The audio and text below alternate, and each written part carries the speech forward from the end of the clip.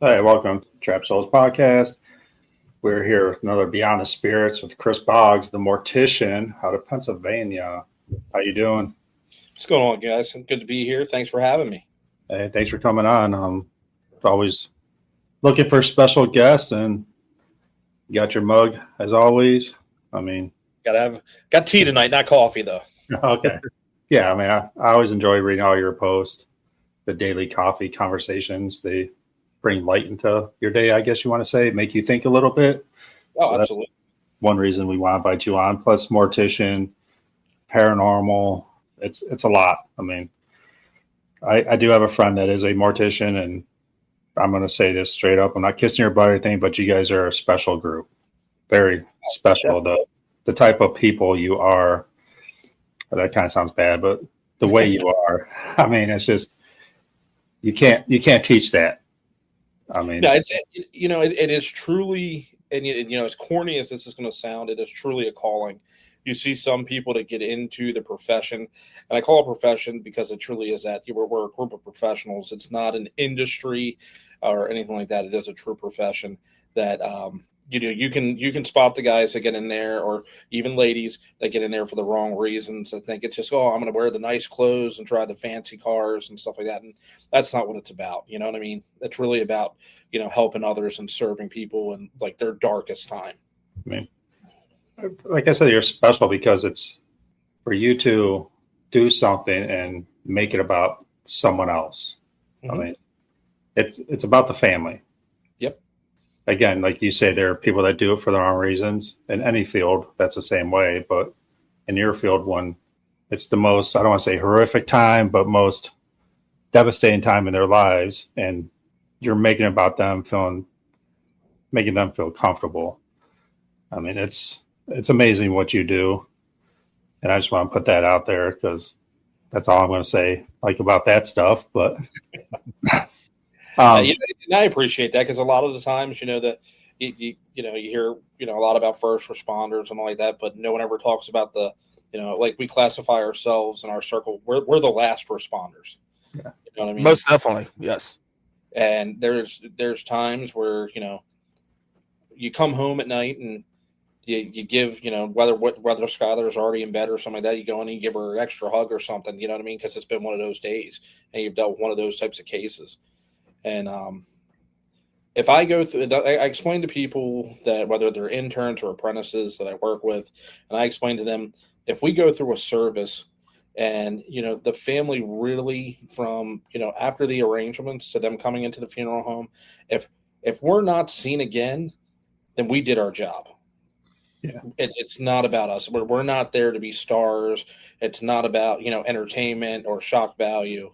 It's being there to provide the venue, provide the space, and the communal mourning for them to be able to begin their acceptance. Because I hate the word closure. You never ever will have closure. Yep. It's acceptance, and then you literally are going to be rebuilding your life around that loss. it makes sense. I mean, like if you're never seen again, you did your job. So, Mm-hmm. so how many? I don't want to put this the wrong way, but it has to drain on you sometimes. And so if a lot of people have noticed, I've actually switched companies. Yes. My firm that I was with in Maryland, we were serving 5,000 families a year. And, if I'm a firm believer that every family you serve, you give a little piece of yourself to. And serving that many families, you're giving so much and you're not having the time to take care of yourself. Self-care, even in any profession, is so important. You have to know when to step back and take time for yourself to, make sure your headspace right, and then physically you're in a good position. So the firm I just started with here in Pennsylvania, they're a little bit smaller volume, but we're looking to build that. And it's more, small town country funeral directing. So I'm really looking forward to that, being able to be in the community, being more engaged. And I get to be here in my backyard, which is really, really paramount to me to be able to serve my community.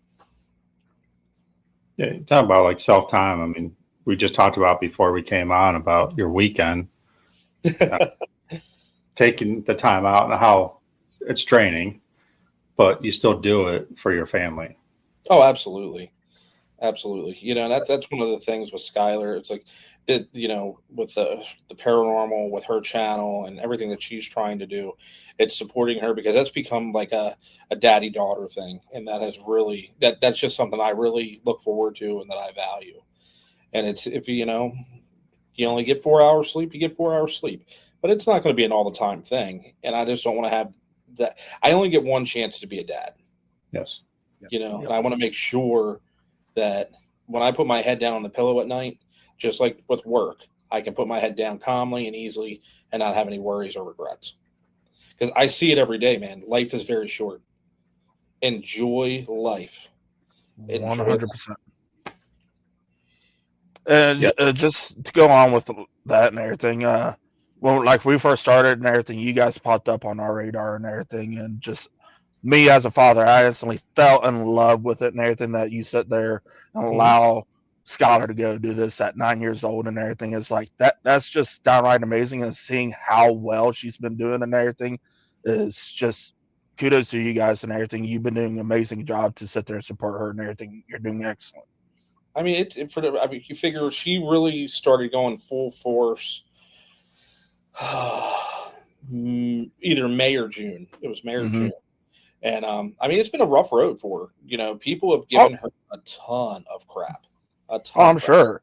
But I mean, I like to call it paranormal. How much crap have you got? We were lucky enough that it got nipped in the butt real fast.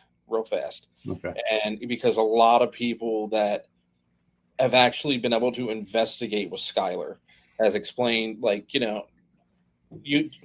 they shut them down really quickly to where, like, literally they got on the phone and called them directly in another state and was just like, look, the person that said it's really respected in the field and was like, I've investigated with this young lady. You have no idea. She's investigated better than some adults I've been out on investigations with. And, all of a sudden the posts and all were taken offline and things like that. So that's why a lot of her merchandise has that hashtag be like Skylar on it, because that's where that derived from. Like, everybody was like, come on, be like Skylar. So that was the cool part about that. But other than that, it's just people, because I don't know if you guys get it. You guys see it every time. People go out and investigate something. And what's the first words that come out of a lot of people's mouth? demons.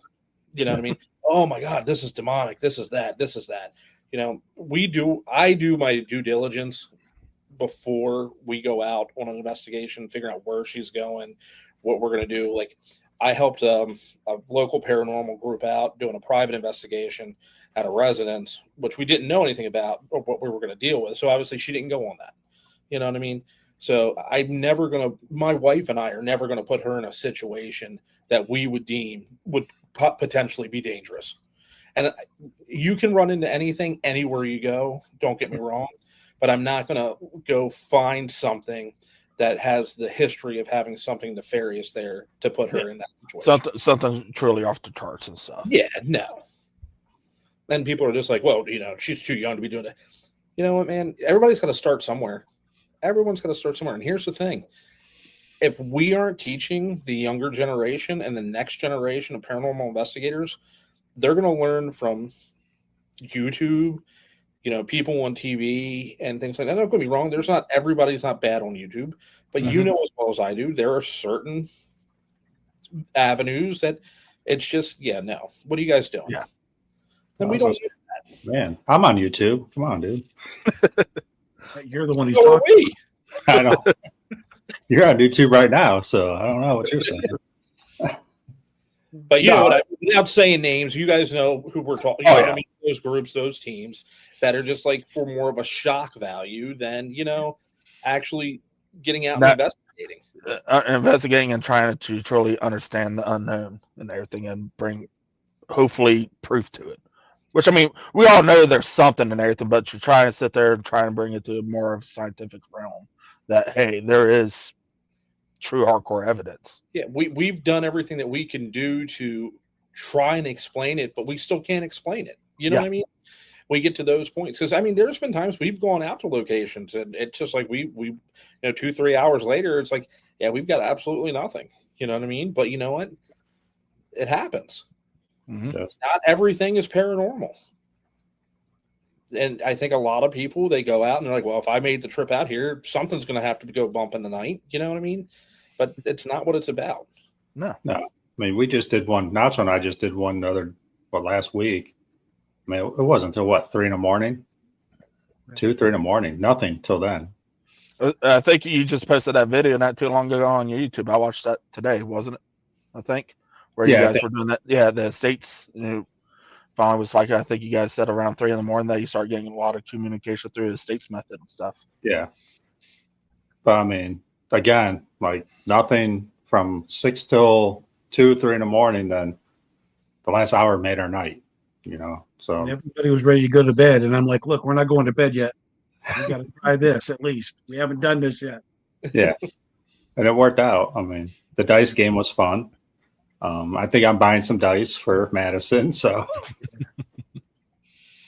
definitely have to do that. But no, I mean, you're teaching your kid. First of all, you're making memories.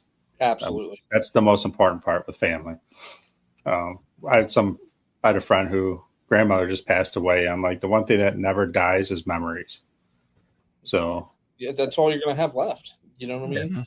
And dude, and I tell you, I see people every day in my career that either standing over their loved one or standing at a casket. And there are so many I wishes I should have, I could have, I should have, would have.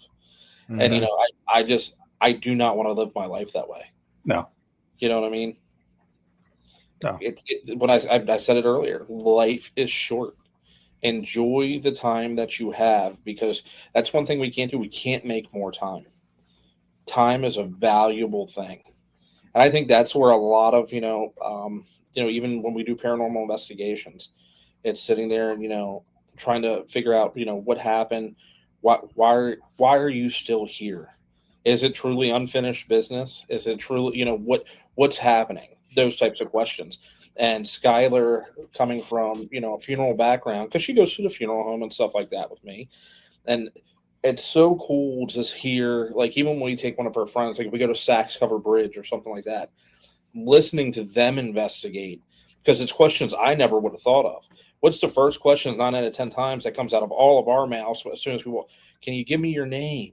yeah, Give me they're thinking outside the box. Hey, what was your favorite toy? What was your favorite color? Just different stuff. And it's just a different perspective from someone so young and, quote unquote innocent. You know what I mean? Yeah. So it's really interesting. And I'm like, yeah, I got to write that down because I'm going to use that.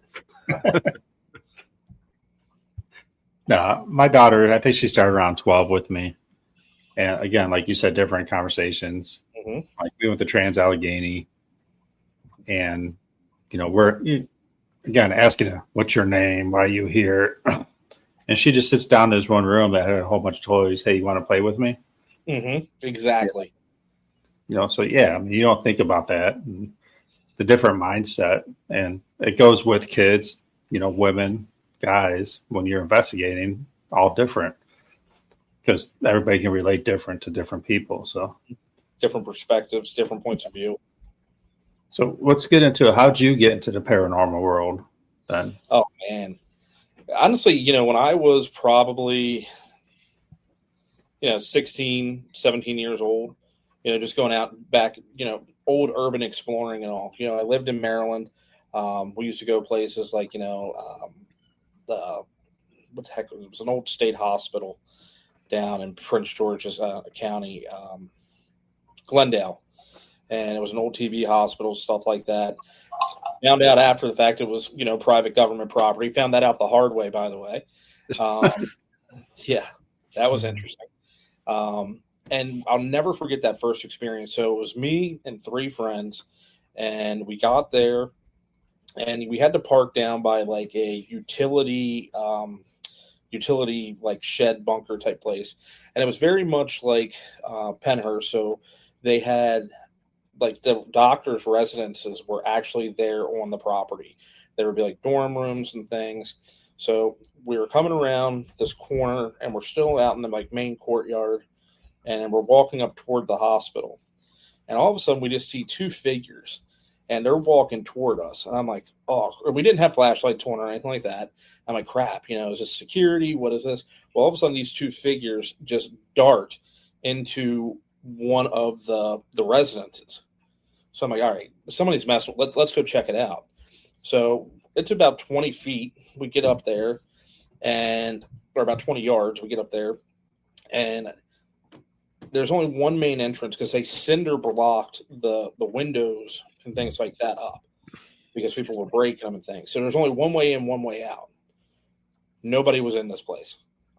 And it was just like, your hair standing up on the back of your neck and things like that. We got into the hospital, and, you get that weird feeling like, man, something's just not right. And you could hear like footsteps above you, like things shuffling. And I'm just like, yeah, we got to let's just get out of here. So we were there for like 20 minutes, but that was something that always stuck with me. And then we started, getting involved in back when they used to have like online forums for like paranormal investigations and going out on like meeting groups and going out and investigating places. And, it just went from there.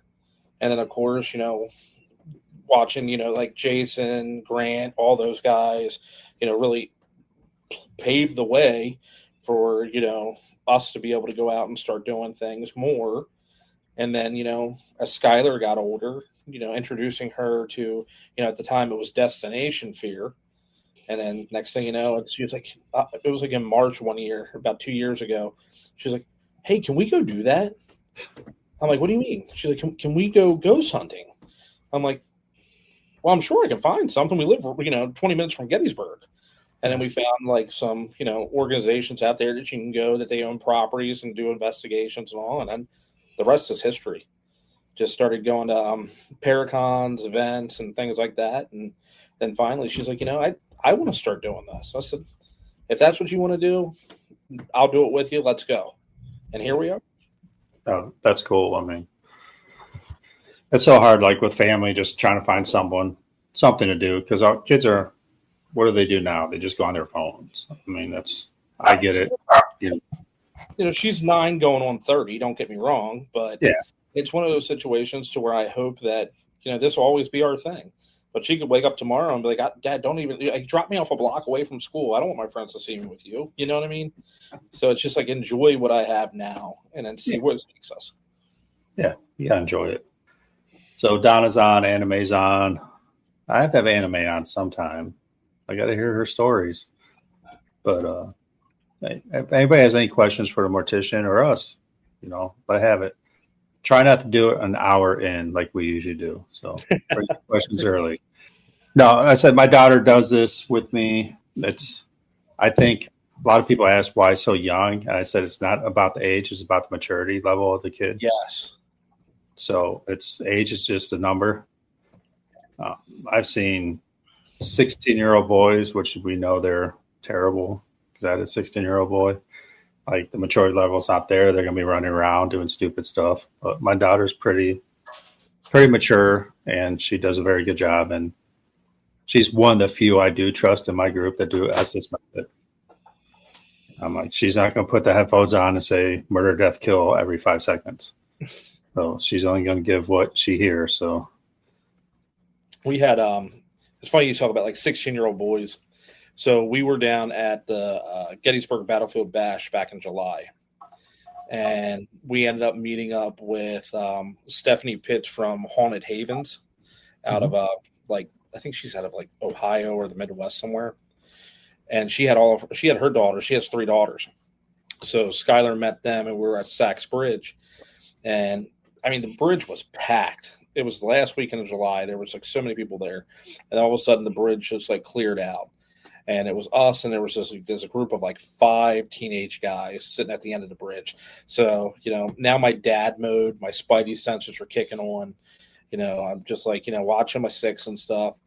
And then all of a sudden, one of them get up and start walking toward us. And, it's a group of, young girls. And I'm like, great, here we go.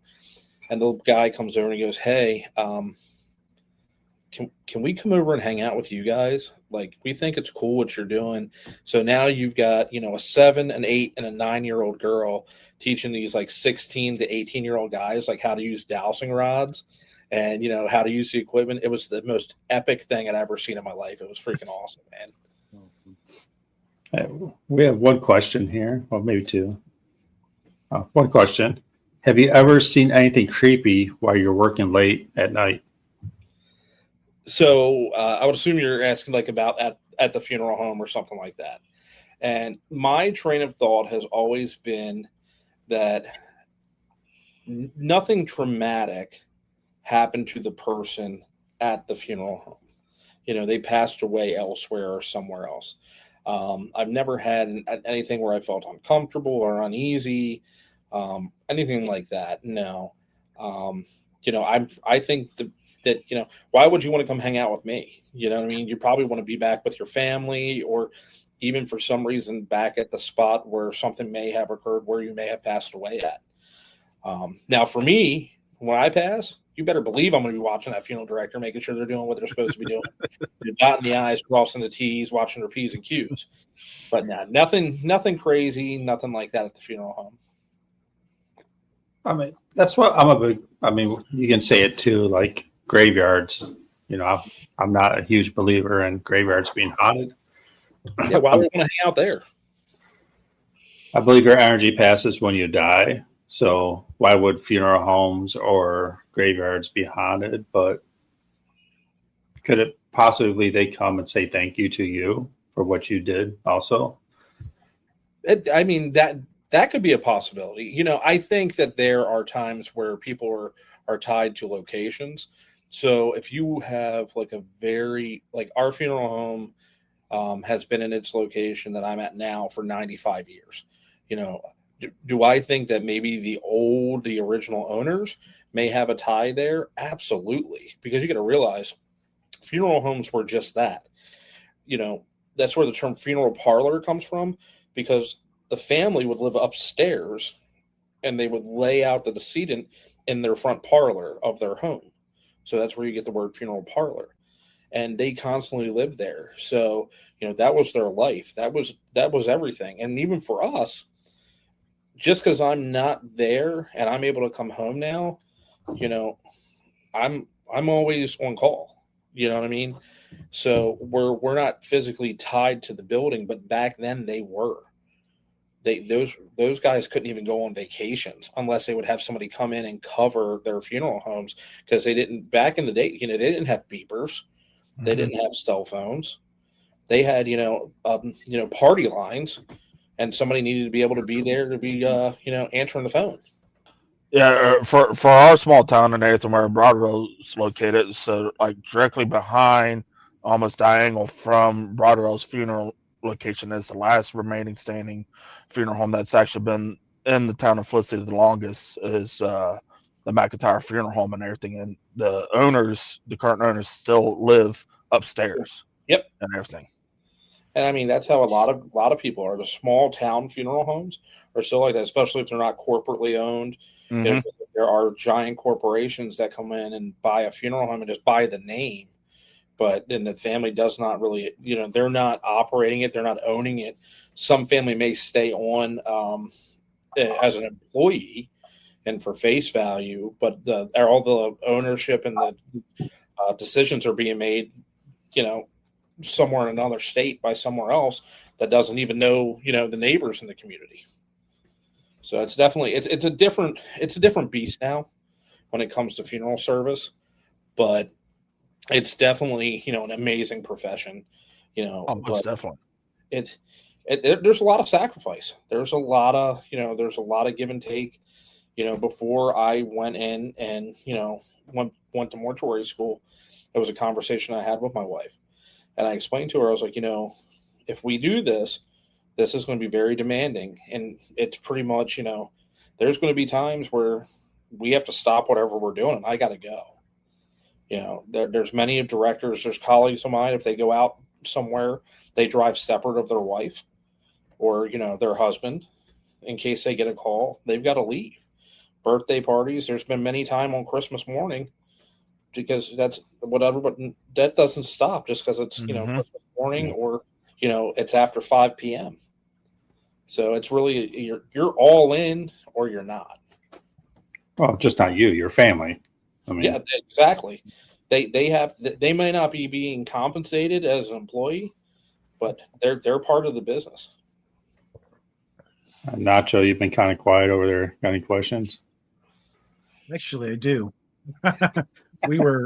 So I run the local VFW. Uh-huh. And we obviously have our flags and have staff for Dick Cheney. Mm-hmm. And somebody asked me yesterday, I'm like, when are they having his funeral? And I didn't really know, so I looked it up. And it says November 20th. And he died, I believe, on the 3rd. Uh-huh. That's 17 days. Now, I guess they could be cremating him and not showing a body. I don't know what they're doing with him. Okay. How long can you keep a body presentable?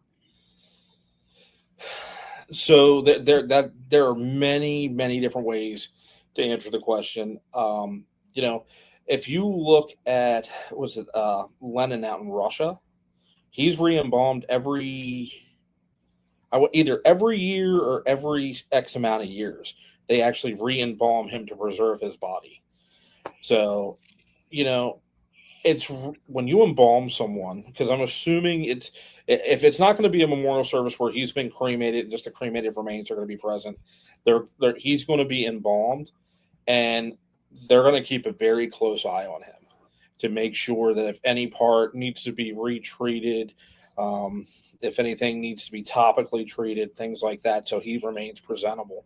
Once you embalm someone, you can keep someone for a couple weeks.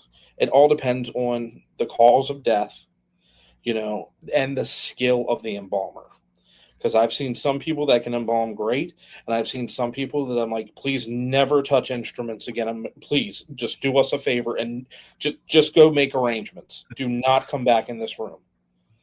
So, for high profile funerals like that, it's not uncommon for things to be extensively prolonged for dignitaries, things like. If you look at the history, if you guys ever looked at the history of Abraham Lincoln's funeral, a little bit.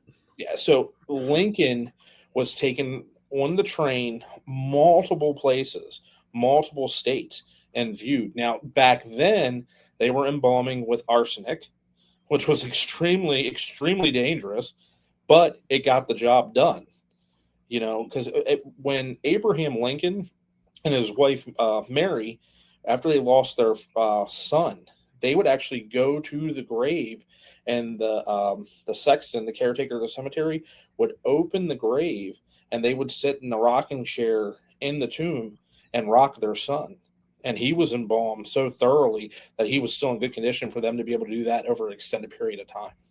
Wow.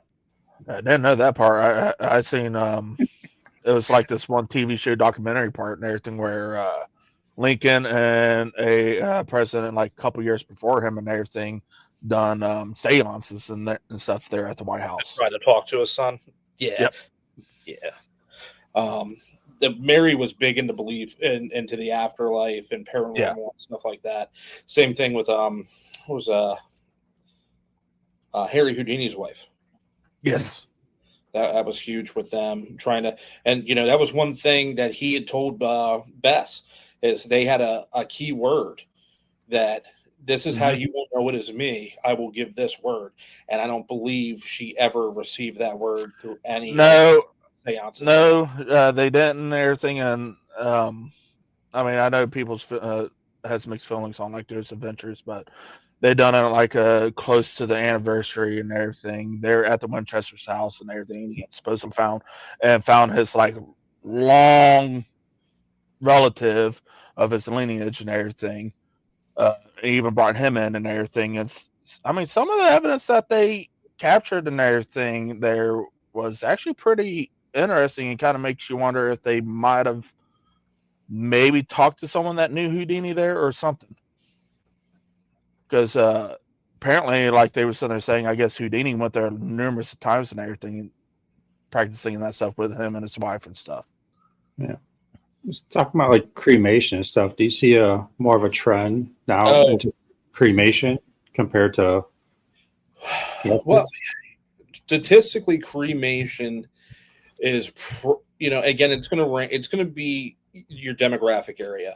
The more south you go, the more traditional you're going to maintain with traditional burials, and even out Midwest. But coast-wise, cremation is well over 80%. Okay. 80%. And really what it boils down to, it comes down to, costs, unfortunately. And, a lot of people don't realize just because you choose cremation doesn't mean you can't have a viewing and a visitation for your family, for them to be able. I'm a huge believer in, think even for us in the paranormal field, seeing is believing, correct? Yeah. 100%. We have to see it to believe it. So I was always taught by a gentleman by the name of Vernie Fountain. He's an awesome restorative artist. He runs a school to teach restorative art out in Springfield, Missouri. And one of his things he teaches us is that from a baby, you're taught two things: always to say hello, and the second is always to say goodbye. If you don't say goodbye, you feel like something's missing. You feel, you just leave something really quick or something like that, and you leave mom and dad's house or something. You feel a little off, like, man, I forgot to tell dad goodbye or something like that. You just don't feel right.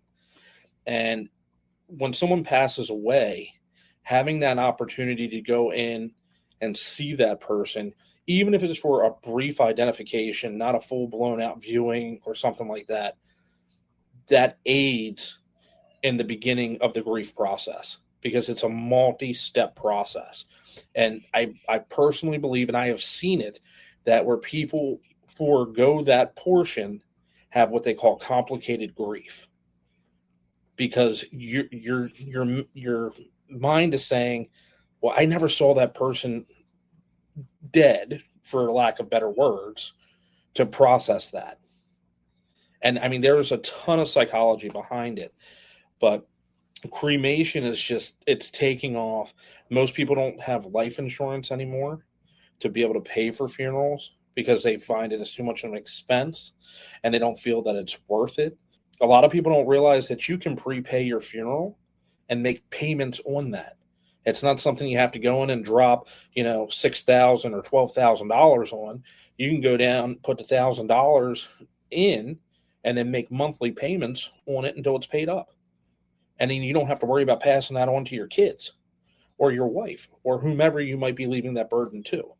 And then a lot of people want to say, oh, I don't want to have a funeral. Put me in a chock full of nut coffee can, or, just take me out and bury me in the backyard.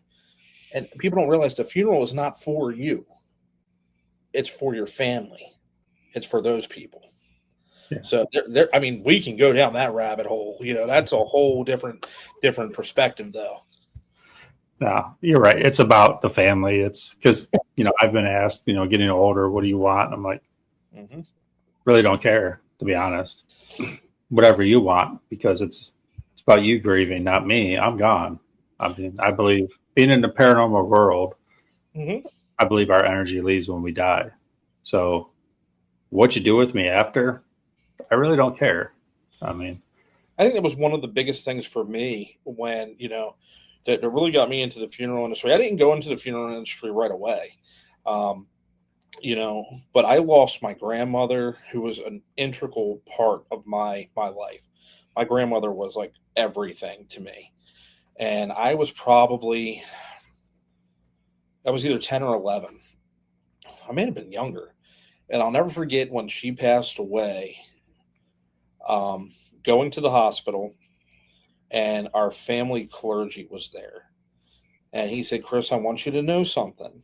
When you go in and see your grandmother is no longer there. Her spirit is gone. That is just a shell. And a lot of people ask me, well, how can you do your job? How can you do what you do, when it comes to embalming and stuff like that? And I mean, that really played an integral role to me, because I'm not, the person, the spirit is gone. The soul is gone. So I'm doing what I can to make that person presentable for you to be able to have that one last chance to be able to say goodbye. It's a lot to think about. Didn't it? Yeah. It got deep for a second. Yeah. I never took 3 hosts quiet, man. I'll tell you, Big. I'm against saying goodbye all the time. Mhm. If because to me goodbye is final. So if we're hanging out and you're leaving or I'm leaving, hey, I'll see you later. See you soon. Or see you soon. Or to me, goodbye is something that's very, very final. And I don't know where I came up with this in my life, but I just, even if I'm on the phone, I don't say goodbye. It's see ya. Mhm. Because it does. It sounds like it's very formal that's the end. And as a funeral is truly a goodbye. And so I don't know if I haven't been to a ton of funerals in my life, more in the last few years than I have ever. But to me, that's the funeral is the final goodbye. So I avoid goodbye at all costs. I don't know where I picked that up, but it's just I mean, it makes sense though, because if you're so used to saying goodbye and that being the finality of it all, you know what I mean?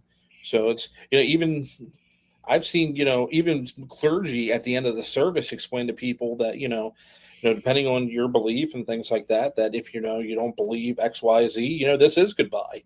But if you do have a belief in faith or whatever, that it is see you again soon. So it's really I've seen that on both sides, both spectrums. yeah, it's kind of like till next time kind of Mhm. thing. Deborah asks, so where do you think the soul actually goes, and do you think it's energy? That's a deep question. That's a deep question. That might be beyond the mortician scope, but I believe we are energy, and we see that with the equipment we use when we investigate. What is one common thread of all of our equipment detect? Energy. energy.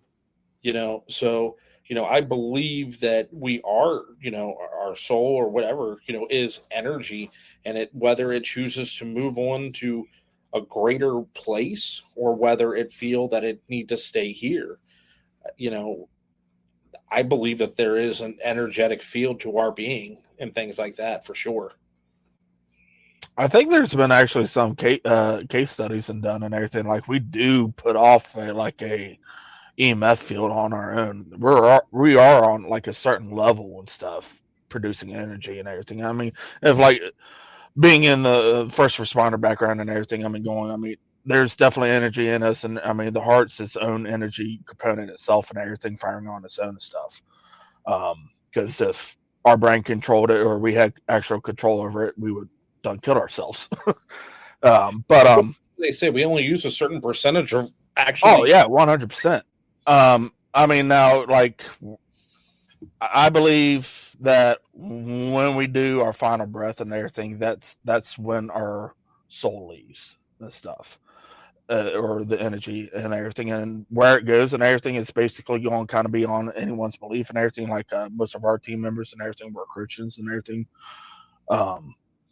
and so we believe that we go to heaven and everything. But also here lately, like me and Justin's been having talks and everything, and it's like because we're trying to do this paranormal field and more of a Christianity background and stuff, and it's like the Bible never really says where you kind of go and everything. It mentions like when Jesus died on the cross and stuff, he went down and the believers before him and everything, he went and brought them out of hell and stuff. And after that, and it says there, if you like again in the book of Revelations, our bodies come out of the ground and everything, and then our spirits kind of come out of this somewhat of the sky and everything. Is that truly us coming out of heaven, or are we kind of in this limbo till Christ has comes back and stuff? And it's just, it's so hard to tell and everything because it's like, okay, if this is the case, if we're looking at Christianity standpoint and everything, doing these investigations, are these actually true spirits that we're truly communicating with and everything, or like kind of find out like the creator of the spirit box and stuff, he believed when he created that device it was to talk to ET and stuff. It wasn't for spirits. Well, So, if we go down that road, okay. So if you think about 2 Corinthians, they say to be absent from the body is to be present with the Lord. You know what I yes. mean? I come from a very, very big Christian religious background. So my question is this. We're going to go down a road here, but think about it. So you pass away, and technically we're not supposed to go to heaven until the rapture and the second coming of Christ, correct? Yes. So when you pass away, are you just sleeping, and that energy is dormant until the second coming of Christ, and then you're raptured with the church, and the dead will rise and things like that? Yes.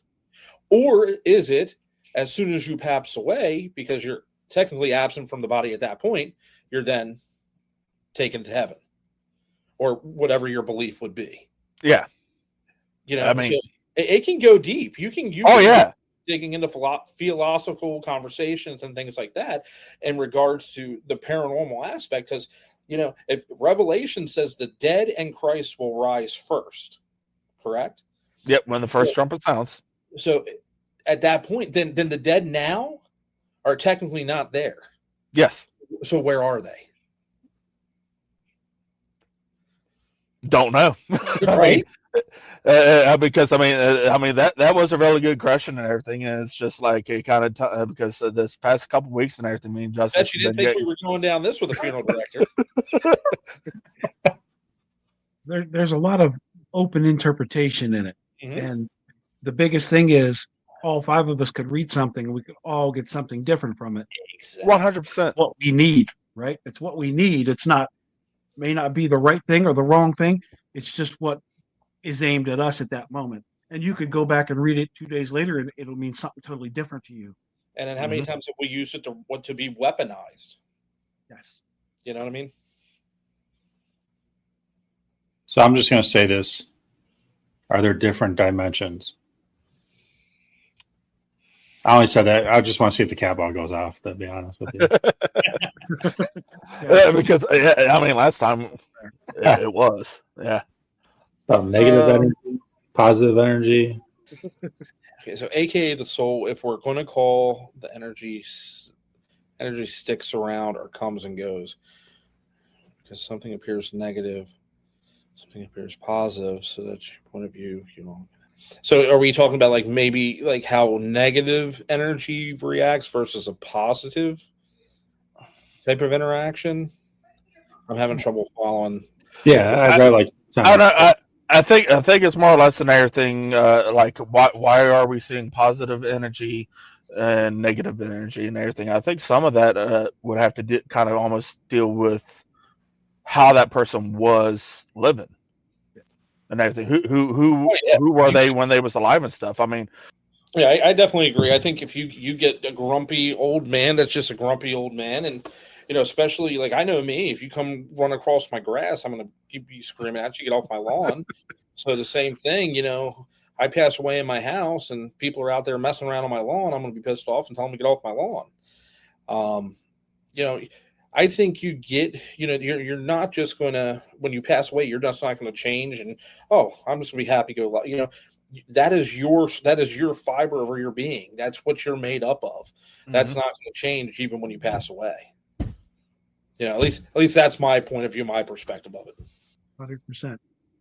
Just because you've died and you no longer have a body, your energy is still you 100%. And if you were a positive person or you were a negative person, I don't see that changing just because you've moved out of your body.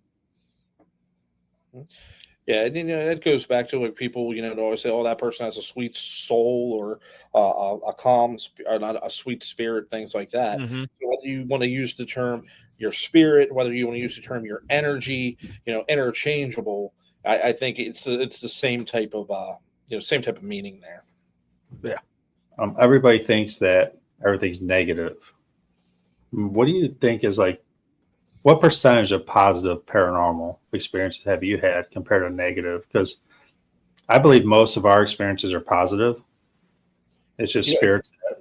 It is so funny you're bringing that up. Yeah, because you can't see them. I mean, if you're walking down a dark hallway and someone taps you, you're going to be scared, right? Absolutely. Behind you. It doesn't mean they're negative.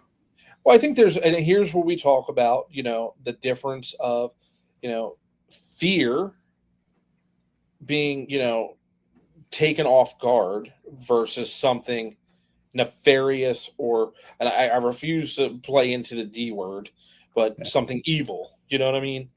You're going to know right off the bat whether you're just getting activity or whether or not you're dealing with something not nice. I don't believe, I think, because if it's nefarious or if it's something dark, they're gonna try. It's gonna be much more darker in their activity and their presentation to you versus your cat ball or your REM pod or whatever piece of equipment you're using going off.